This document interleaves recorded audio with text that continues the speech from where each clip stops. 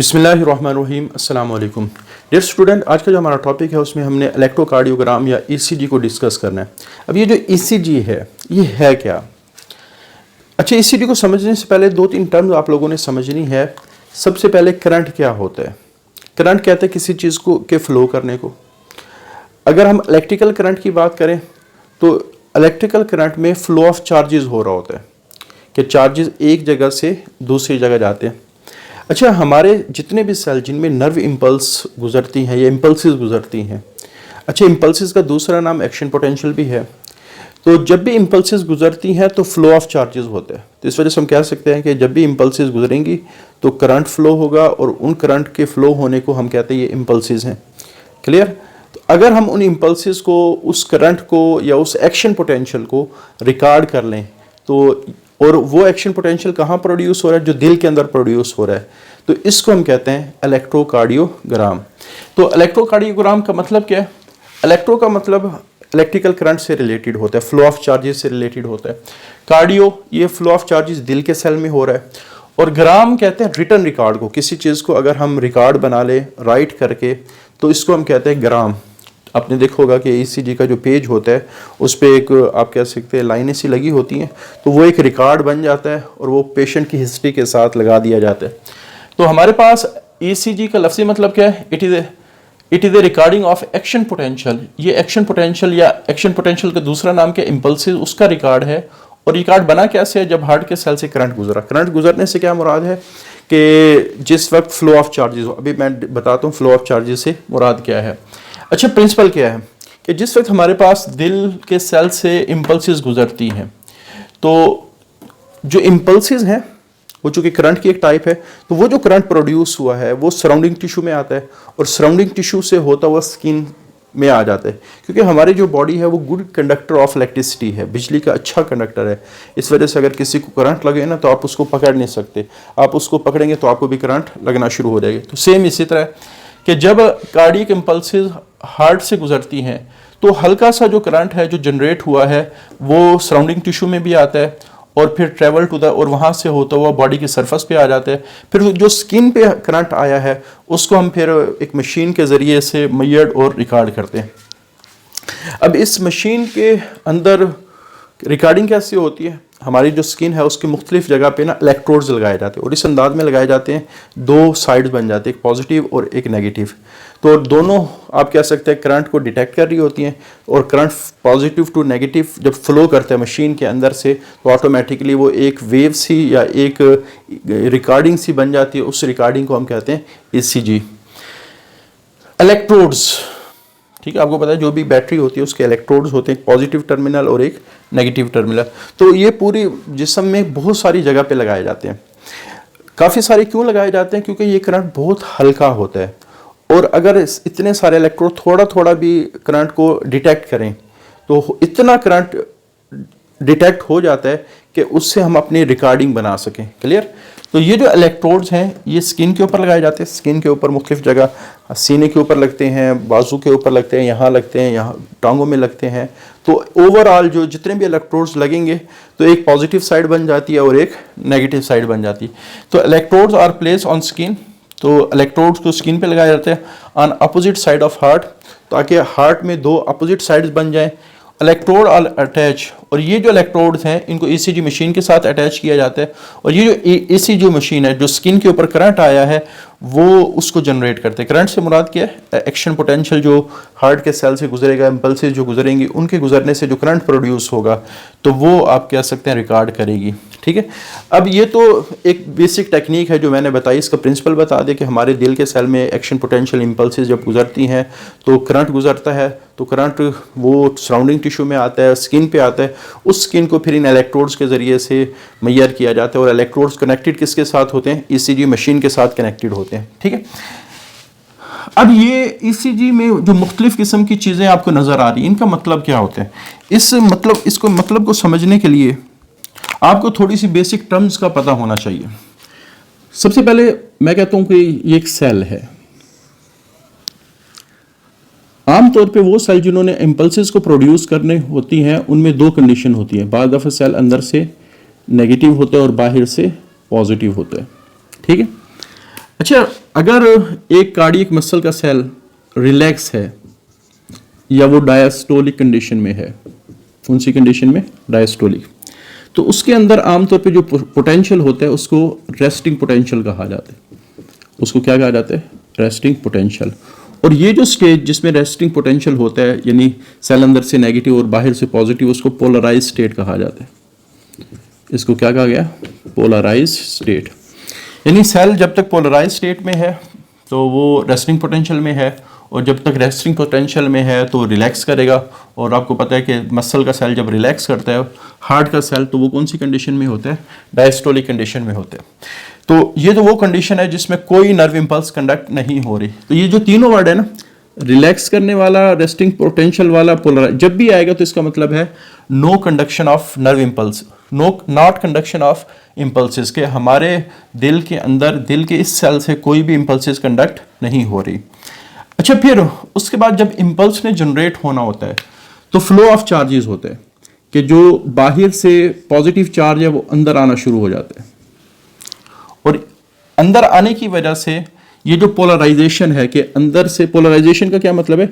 Inside negative, outside positive, ये polarisation का मतलब है। क्लियर? लेकिन जिस वक्त ये चार्जेस आना शुरू होते हैं, तो पॉजिटिव चार्ज जब अंदर तेजी से आना शुरू होता है तो थोड़ी देर बाद क्या होता है, अंदर की जो सरफेस है वो पॉजिटिव हो जाती है और बाहर की सरफेस क्या हो जाती है? नेगेटिव। इस कंडीशन को कहा जाता है डीपोलराइजेशन। इस कंडीशन को क्या कहा जाता है? कि पोलराइजेशन खत्म हो गई। जैसे एक्टिवेट होता है, डीएक्टिवेट होता है, एक्टिव को खत्म होना, तो पोलराइज स्टेट क्या हो गई? डीपोलराइज हो गई। अंदर से सेल क्या हो गया? अच्छा, जब भी हमारे हार्ट के सेल डीपोलराइज होते हैं वो कॉन्ट्रैक्ट करते हैं, वो कौन सी कंडीशन में आते हैं? सिस्टोलिक कंडीशन में आते हैं। क्लियर? तो अगर देखा जाए यहां चूंकि फ्लो ऑफ चार्जेस हुआ, तो फ्लो ऑफ चार्जेस के लिए मैंने कौन सा वर्ड इस्तेमाल किया था? कि ये फ्लो ऑफ चार्जेस को की वजह से करंट प्रोड्यूस होता है। क्लियर? तो यहां आप कह सकते हैं जब डीपोलराइजेशन होगी तो ये एक करंट जनरेट करेगी, वो करंट हमारी ईसीजी मशीन डिटेक्ट करेगी। क्लियर? अच्छा, इसी तरह जब डीपोलराइजेशन कंप्लीट हो जाएगी, डीपोलराइजेशन क्या हो जाएगी? कंप्लीट हो जाएगी, फिर सेल दोबारा पोलराइजेशन की तरफ आना शुरू हो जाएगा। अच्छा, पोलराइजेशन की तरफ आने के लिए हम वर्ड इस्तेमाल करते हैं रीपोलराइजेशन। कौन सा वर्ड इस्तेमाल करते हैं? रीपोलराइजेशन। रीपोलराइजेशन। क्लियर? रीपोलराइजेशन में अगेन जो अंदर वाली साइड है वो नेगेटिव हो रही होगी और बाहर वाली साइड पॉजिटिव हो रही होगी, दोबारा वही कंडीशन। और एक वक्त ऐसा आएगा फिर कौन सी कंडीशन अचीव हो जाएगी? पोलराइज्ड। नाम से जाहिर है कि डीपोलराइजेशन दोबारा पोलराइजेशन की तरफ आ रही है, तो इस कंडीशन को क्या कहा जाता है? रीपोलराइजेशन। अच्छा, जब डीपोलराइजेशन में चार्जेस आए, रीपोलराइजेशन में दोबारा रिवर्स ऑफ चार्जेस होगा, कि जो कंडीशन डीपोलराइजेशन में हुई थी, ठीक है, उसके अपोजिट चार्जेस बनना शुरू हो जाते हैं। इन दोनों का मजमुआ, डीपोलराइजेशन और रीपोलराइजेशन का जो मजमुआ है वो एक्शन पोटेंशियल कहलाता है, या उर्फ आम में इसको इंपल्स भी कह देते हैं। ठीक है? और जब एक्शन पोटेंशियल होता है, क्योंकि डीपोलराइजेशन में भी मूवमेंट ऑफ चार्जेस हुई है और रीपोलराइजेशन में भी मूवमेंट ऑफ चार्जेस हुई है, उस वक्त तक होती रहेगी जब तक हमारे पास कौन सी कंडीशन नहीं आ जाती? पोलराइज कंडीशन नहीं आ जाती। ठीक है? तो जाहिर बात है जब भी फ्लो ऑफ चार्जेस होगा तो एक करंट प्रोड्यूस होगा। तो हार्ट के अंदर पोलराइज स्टेट, फिर डीपोलराइज स्टेट, डीपोलराइज के कंप्लीशन के बाद रीपोलराइजेशन, और रीपोलराइजेशन जब कंप्लीट होगी तो पोलराइज कंडीशन होगी। अब जब भी हम ईसीजी को ड्रा करते हैं तो ईसीजी में कुछ लाइनें होती हैं स्ट्रेट और कुछ लाइनें होती हैं उभरी हुई। जो स्ट्रेट लाइन है इसके लिए हम वर्ड इस्तेमाल करते हैं सेगमेंट, और जो उभरी हुई लाइन होती है इसके लिए हम वर्ड इस्तेमाल करते हैं वेव। क्लियर? तो ईसीजी में कहीं सेगमेंट बन रहा होगा, कहीं वेव बन रही होगी। अच्छा, सेगमेंट कहां बनेगा? सेगमेंट बनेगा जहां डीपोलराइजेशन कंप्लीट हुई या रीपोलराइजेशन कंप्लीट होकर पोलराइज स्टेट आ गई। यानी हम कह सकते हैं कि जो सेगमेंट कहां बन रहा होगा? डीपोलराइजेशन की कंप्लीशन के वक्त बनेगा,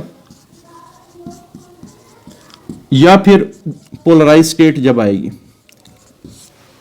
तो यहां कौन सी या रीपोलराइजेशन जहां कंप्लीट होगी तो वहां सेगमेंट या स्ट्रेट लाइन होगी। क्लियर? नॉर्मली अगर पोलराइज कंडीशन है तो लाइन बिल्कुल सीधी, क्योंकि पोलराइज कंडीशन का क्या मतलब है? Resting potential. इसी तरह वेव कब बनेगी? जब डीपोलराइजेशन हो रही होगी या रीपोलराइजेशन हो रही होगी, तो इन दोनों केसेस में वेव बनेगी। क्लियर? पोलराइज केस में सेगमेंट फ्लैट लाइन आएगी, या डीपोलराइजेशन कंप्लीट हो तब भी आप कह सकते हैं एक सेगमेंट बनता है। वेव कब बनेगी? जब डीपोलराइजेशन हो रही होगी, रीपोलराइजेशन हो रही हो। इसी तरह जो वेव होती है, जैसे मैं कहता हूं कि हमारे पास ये एक वेव है, अगर इसकी हाइट ज्यादा है तो ज्यादा होने का मतलब है कि करंट ज्यादा फ्लो कर रहा है, इंपल्सेस ज्यादा फ्लो कर रही हैं। इसी तरह अगर ये जो वेव है बड़ी आराम आराम से ऊपर जाए, आराम आराम से नीचे आए, तो इसका मतलब है करंट स्लो मूव कर रहा है। अगर रैपिडली मूव करे तो इसका मतलब ये है कि हमारे पास जो करंट है वो तेजी से गुजर रहा है। तो ये फिर आगे वेव की मुख्तलिफ शक्लें हैं। क्लियर? तो ये थोड़ा सा आप लोगों ने जहन में रखना है। अब इस सारे कॉन्सेप्ट की बिहाफ पे जब हम ईसीजी की बात करते हैं तो ईसीजी अभी स्टार्ट नहीं हुई, यानी आप कह सकते हैं हार्ट कौन सी कंडीशन में? रिलैक्स कंडीशन के अंदर है। ठीक है, पोलराइज स्टेट में है, अभी इंपल्सेस गुजरना शुरू नहीं हुई। ईसीजी में जो सबसे पहली वेव बनती है इसको पी वेव कहा जाता है। और पी वेव बनेगी कब? जैसे मैं कहता हूं कि ये हमारा, समझ लें कि ये दिल है और ये ऐसे नोड। अब ये सारा हार्ट जो है ना वो पोलराइज कंडीशन में है, रेस्टिंग पोटेंशियल में है, या रिलैक्स कंडीशन में है, या डायस्टोलिक कंडीशन में है। क्लियर? अब जब ऐसे नोड से इंपल्सेस निकलना शुरू होंगी, तो इंपल्सेस से क्या मुराद है कि जब ये इंपल्सेस गुजर रही हैं तो इसका मतलब ये है कि जो सेल हैं वो डीपोलराइज हो रहे हैं। पोलराइजेशन के बाद कौन सी स्टेज आएगी? डीपोलराइजेशन की। और जब डीपोलराइजेशन होता है तो करंट में फ्लो ऑफ चार्ज, सेल के अंदर फ्लो ऑफ चार्जेस होना शुरू हो जाए। अच्छा, ये चार्जेस कौन से हैं? ये बड़ी डिटेल में ये पूरा टॉपिक है आपकी बुक में, सिर्फ जस्ट कुछ बातें दी गई है, इस वजह से मैं ज़्यादा एक्सप्लेन नहीं करता। हाँ, फ्यूचर के अंदर जो इम्पल्सेस के टॉपिक आएंगे उनके मैकेनिज्म में ये सारी चीज़ें डिस्कस होंगी। क्लियर? तो पहला काम क्या हुआ कि ऐसे नोड से जिस वक्त हमारे पास इम्पल्सेस एट्रिया में आना, तो इम्पल्सेस गुजरने का मतलब क्या है कि जो एट्रिया के सेल वो डीपोलराइज हो रहे हैं। ठीक है? और डीपोलराइजेशन, जैसे मैं कहता हूं कि पी वेव उस वक्त बनेगी जब बिगिनिंग ऑफ एट्रियल डीपोलराइजेशन। और मैंने बताया कि जब डीपोलराइजेशन होती है तो सेल या कॉन्ट्रैक्ट करते हैं, तो जब एट्रिया की डीपोलराइजेशन हो, और ये किसने शुरू की है? एसिड नोड ने, काज एट्रियल कॉन्ट्रैक्शन, तो इसकी वजह से फिर एट्रियल कॉन्ट्रैक्शन होगी या एट्रियल सिस्टोल होगी। यानी अच्छा, आपको क्या नजर आ रहा है कि पी वेव की ये जो शेप है इस क्या इंडिकेट करिए कि करंट थोड़ा गुजर रहा है, स्लो गुजर रहा है, रैपिड गुजर रहा है, ज़्यादा गुजर रहा है। तो यहाँ से इसकी शेप से नज़र तो आ रहा है कि हमारे पास जब पी वेव बन रही है तो यहाँ करंट बड़ा स्लो गुजर रहा है और ज़्यादा नहीं गुजर रहा, थोड़ा गुजर रहा है। क्लियर? तो बहरहाल अगर खुदा न खास्ते इसमें कोई प्रॉब्लम आता है तो हमारे हार्ट की जो रिदम है, ठीक है, वो या तो इरेगुलर हो जाए। इरेगुलर का मतलब या तो रिदम तेज हो जाएगी या कम हो जाएगी, या अगर रिदम एब्सेंट भी हो सकती है, दोनों केसेस में हो सकता है। अच्छा, पीआर सेगमेंट कब बनता है? कि जब एट्रिया डीपोलराइज होता है। जैसे मैंने बताया था ना कि सेगमेंट दो कंडीशन में, डीपोलराइजेशन जब कंप्लीट होती है तब भी सेगमेंट बनता है, या पोलराइज कंडीशन में। अब चूंकि एट्रिया डीपोलराइज हो गए तो पीआर सेगमेंट शो करते कंप्लीशन ऑफ एट्रियल डीपोलराइजेशन, और इसका जो ड्यूरेशन है 0.12 से 0.2 सेकेंड। लेकिन अगर ये इससे ज्यादा हो रहा है, यानी 0.3 पे चला गया, 0.4 पे चला गया, तो इसका मतलब है कि एट्रिया तो सही कॉन्ट्रैक्ट कर रहे हैं, आगे करंट या तो स्लो जा रहा है। ड्यूरेशन लंबा होने का मतलब क्या है?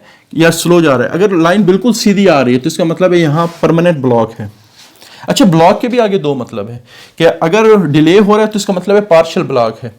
अगर आप कह सकते हैं कि मुकम्मल तौर पे करंट आ ही नहीं रहा अगली तरफ, ठीक है, अगली लाइनें नजर ही नहीं आ रही, तो इसका मतलब है ये कंप्लीट ब्लॉक है।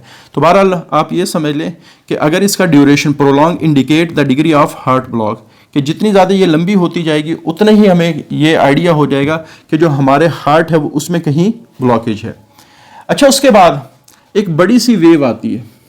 इस बड़ी सी वेव से आपको अंदाजा हो रहा होगा कि एक तो करंट ज़्यादा गुजर रहा है और तेज़ी से गुजर रहा है। वेंट्रिकल्स के जो सेल्स हैं, वेंट्रिकल के चैम्बर चूंकि बड़े होते हैं, उनकी दीवारें काफ़ी मोटी होती हैं, तो नंबर ऑफ मसल सेल जितने ज़्यादा होंगे करंट उतना ज़्यादा फ्लो करेगा, करंट उतना ज़्यादा फ्लो करेगा। इस वजह से वेंट्रिकल्स में जब ईसीजी आती है तो बहुत ही ज़्यादा तेज़ी से और उसकी जो पीक है वो ऊंची बनती है। तो बहरहाल ये कब बनेगी? जब हमारे वेंट्रिकुलर डिपोलराइज होंगे। पी वेव बनी जब एट्रियल डिपोलराइजेशन हुई, पीआर सेगमेंट जब वो डिपोलराइजेशन कंप्लीट हो गई, एट्रियल डिपोलराइजेशन कंप्लीट हो गई, और वेंट्रिकुलर्स के अंदर क्या हुआ, ये जो वेव है जिसको हम कहते हैं QRS कॉम्प्लेक्स, ये तीन छोटी छोटी वेव का मजमुआ है, इसको हम कहते हैं क्यू वेव, ये जो यहां तक है ये आर वेव है, और ये आप कह सकते हैं एस वेव है। क्लियर?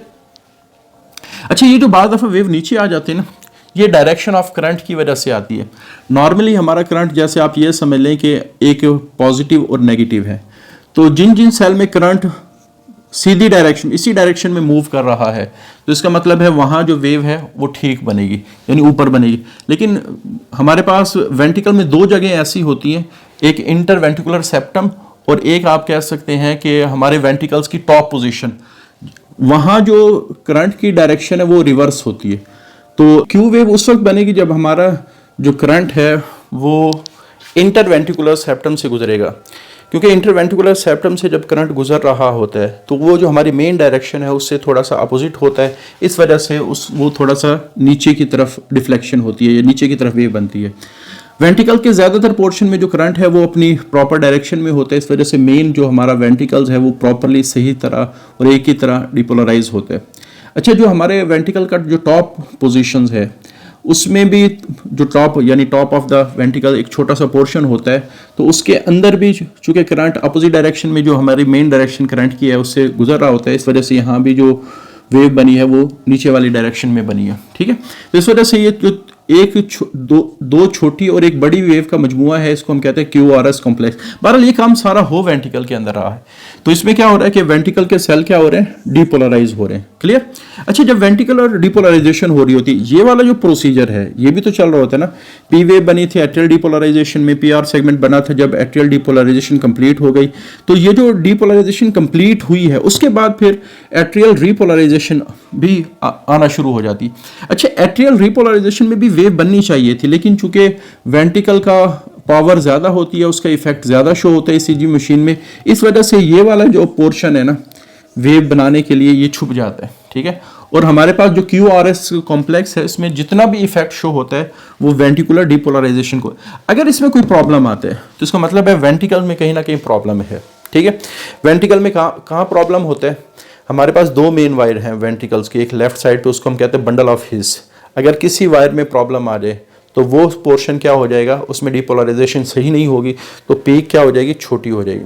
इसी तरह टैकीकार्डिया का मतलब क्या होता है कि वेंट्रिकल अगर तेज़ी से कॉन्ट्रैक्ट कर रहे हैं तो इसमें भी जो पीक है वो मल्टीपल पीक्स बनना शुरू हो जाती हैं, यानी एक के बजाय काफ़ी सारी पीक्स बनना शुरू हो जाती हैं। इसी तरह और भी हम वेंट्रिकुलर एबनॉर्मेलिटी को इस जगह से पहचान सकते हैं। जैसे मैं कहता हूँ कि सपोज करते हैं हमारी जो पीक है वो इस तरह बनती है, तो इसका क्या मतलब होगा कि हमारा जो वेंट्रिकल में करंट स्लो गुजर रहा है, अगर पीक ऐसे बनती है तो इसका मतलब है कि वेंट्रिकल्स तेज़ी से कॉन्ट्रैक्ट कर रहे हैं। अगर हमारे पास इसकी हाइट कम होती है तो इसका मतलब है कि जो वेंट्रिकल हैं उनमें करंट थोड़ा गुजर रहा है। तो बहरहाल इसकी शेप का बदलना, इसकी हाइट का बदलना, इसकी विड्थ का बदलना शो करेगा वेंट्रिकल्स में कहीं ना कहीं एबनॉर्मेलिटी है। अच्छा, वेंट्रिकुलर डिपोलराइजेशन जब कंप्लीट होती है तो ST सेगमेंट बनता है, क्योंकि हमने कहा कि सेगमेंट कब बनता है, जब डिपोलराइजेशन क्या होती है, कंप्लीट हो, और इसका भी जो ड्यूरेशन है वो 0.08 सेकेंड होना चाहिए। अच्छा, और ये बहुत बड़ा इंडिकेटर है अगर किसी को मायोकार्डियल इन्फेक्शन हो, हार्ट अटैक में ये जो है ये ऊपर बनना शुरू हो जाती है। क्या बनना शुरू हो जाती है, उसके जो मेन लाइन है उससे ऊपर जाना शुरू हो जाती है। ठीक है, तो और ये बहुत बड़ा इंडिकेशन होता है कि एक शख्स को हार्ट अटैक हुआ है, तो हार्ट अटैक में ये थोड़ी एलिवेट हो जाएगी। और अगर एस्कीमिया हो गया, एस्कीमिया का क्या मतलब है कि जो हार्ट के मसल्स के सेल उनको ब्लड कम मिल रहा है, ऑक्सीजन कम मिल रही है, तो इस कंडीशन में ये नीचे आना शुरू हो जाती है मेन बेस लाइन से। तो बहरहाल इसके अंदर वेरिएशन का आना भी हार्ट की मुख्तलिफ किस्म की जो एबनॉर्मेलिटीज है उनको बताएगा। अच्छा, टी वेव कब बनेगी, जब हमारे वेंट्रिकुलर रिपोलराइज होना शुरू हो जाएंगे। एट्रिया रिपोलराइज यहाँ हो चुका है और जो वेंट्रिकुलर है वो रिपोलराइज होना शुरू हो जाएंगे। अगर सपोज हमारे पास ये भी काफ़ी बड़ी अगर बने तो ये हमें क्या बताती है कि हमारे हार्ट के अंदर इलेक्ट्रोलाइट डिस्टर्बेंसेस हुई। इलेक्ट्रोलाइट का क्या मतलब है? क्योंकि हमारा जो एक्शन पोटेंशियल बन रहा है वो फ्लो ऑफ चार्जेस से बन रहा है, मेनली सोडियम और पोटाशियम होते हैं। अगर इनके लेवल सेल के अंदर प्रॉपर ना हो तब भी ये जो ख़ास तौर पे, क्योंकि हमारे पास जो रीपोलराइजेशन है ना, इसका ताल्लुक है पोटाशियम आयन के साथ। किसके साथ है? Potassium ion. अगर ये पोटाशियम आयन के अंदर कोई इम्बैलेंस आ जाए तब हमारे पास जो टी वेव है इसके अंदर चेंजेस आना शुरू हो जाएंगे। अच्छा, अगर ये बहुत ही ऊंची बनना शुरू हो जाए ऐसे, तो इसका मतलब है कि इसके अंदर चेंज आ रहा है। एक तो बता रहा है electrolyte disturbances. Hyper acute T का मतलब क्या है? टी वेव का मतलब हाइपर, कि टी वेव बड़ी हो गई, एक्यूट और रैपिड भी होगी। ये जो शार्प पीक होती है ये रैपिड को रिप्रेजेंट करती है, और ये भी हमारे पास मायोकार्डियल इन्फाक्शन को बता रहा होता है। उसकी वजह ये है क्योंकि हमारे जब हार्ट के सेल रिपोलराइज का मतलब होता है कि पोटाशियम आयन का लीक होना, यानी रिपोलराइजेशन पोटाशियम आयन के बाहर होने की वजह से होती है। तो जब हमारे मसल सेल डैमेज होते हैं ना हार्ट अटैक की वजह से, तो पोटाशियम आयन तेज़ी से बाहर आना शुरू हो जाते हैं, ये लीक होना शुरू हो जाते हैं, जिसकी वजह से ये वेव काफ़ी ऊंची बन रही होती है। तो बहरहाल इन शॉर्ट इस टॉपिक को सुन के ये नहीं है कि आप ईसीजी में मास्टर हो जाएंगे। ये बहुत ही माइनर सी एग्जांपल दी गई है आपकी बुक में सिर्फ समझाने के लिए कि अगर हमारी इलेक्ट्रिकल एक्टिविटी में ये नॉर्मली बन रही है तो इसका मतलब है हमारा हार्ट ठीक है। अगर किसी भी सेगमेंट में प्रॉब्लम आ रहा है, ये लंबा हो रहा है, नीचे जा रहा है, ऊपर जा रहा है, इसकी शेप बदल रही है, वेव की शेप बदल रही है, तो इसका मतलब है हमारे दिल में कोई ना कोई प्रॉब्लम है। तो कुछ प्रॉब्लम आपकी बुक में डिस्कस किए गए, वो आप अगर इन सेगमेंट और वेव के अंदर चेंजेस से ये प्रॉब्लम अगर हार्ट में हो तो ये चेंजेस आएंगी इस ईसीजी के अंदर। लेकिन इसका मतलब ये नहीं कि इस ईसीजी को यहाँ से टॉपिक को समझ के आप ईसीजी को देखना शुरू कर दें और कहें कि फलां बंदे को हार्ट अटैक हुआ, क्योंकि हमारे पास दिल की बहुत सारी कंडीशन ऐसी हैं जिसमें ईसीजी में एक ही तरह की चेंजेस आ रही होती हैं। तो इस वजह से ईसीजी, हाँ नॉर्मल ईसीजी की आपको समझ आ जाएगी, लेकिन उसकी वजह से उस शख्स को दिल का क्या प्रॉब्लम है ये शायद आपको समझ ना आए, क्योंकि ईसीजी का पढ़ना, ईसीजी को समझना ये भी बहुत बड़े एक्सपर्टीज़ का काम है। बहुत बड़ा एक्सपर्ट जो होगा वही इस ईसीजी को प्रॉपरली समझ सकता है। तो ये हमारा आज का टॉपिक था, इसको अच्छी तरह पढ़ना है, याद करना है, बड़ा इंपॉर्टेंट आर्टिकल है। आज के लिए इतना ही, अल्लाह हाफिज़।